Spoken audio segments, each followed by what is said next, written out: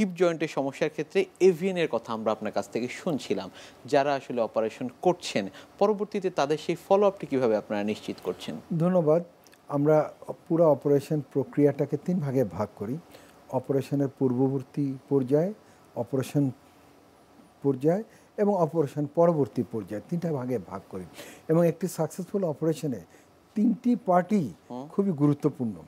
প্রথম পার্টটি আমরা দেখি যে তার বয়স কত, এবং সাধারণত খুব কম বয়সে আমরা হিপ রিপ্লেসমেন্ট করি না।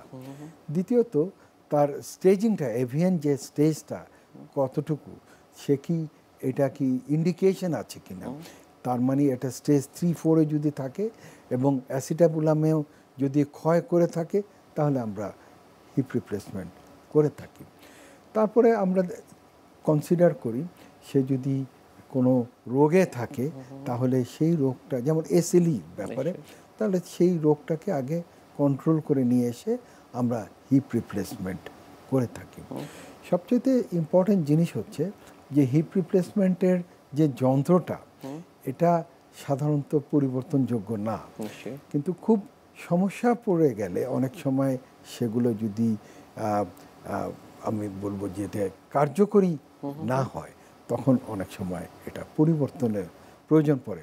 সেজন্য সব দিক বিবেচনা করতে হবে।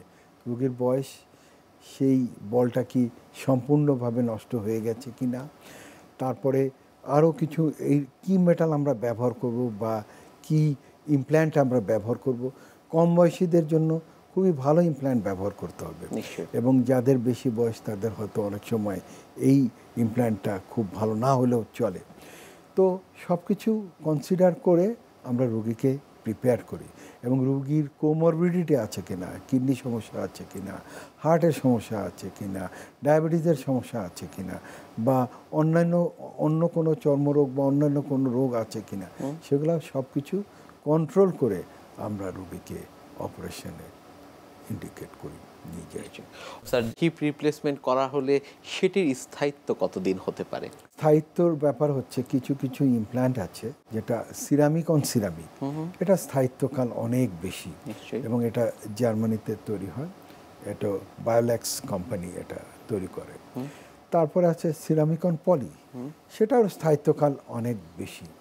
নর্মালি আমরা যেটা ব্যবহার করি এটার স্থায়িত্বকাল, আমাদের যে কোম্পানির ইনফরমেশন আছে, 25 থেকে 30 বছর এটা। কিন্তু খেয়াল করেন, একজন যদি তার যদি 30 বছর বয়স হয়, 25 বছর বা 55-60 বছর পর্যন্ত স্থায়িত্ব করলে পরবর্তীতে তার তো কার্যক্রম অনেক কমে যায়। সেজন্য এই স্থায়িত্বকাল নিয়ে বেশি কন্ট্রোভার্সিতে যাওয়া আমি মনে করি উচিত না। কারণ আমরা যেটা দেখেছি যে সাধারণত বয়সের কারণে বা এটার লাইফ লঞ্জিভিটি সাধারণত 50-55 বছরে কোনো রোগী ফিরে আসে।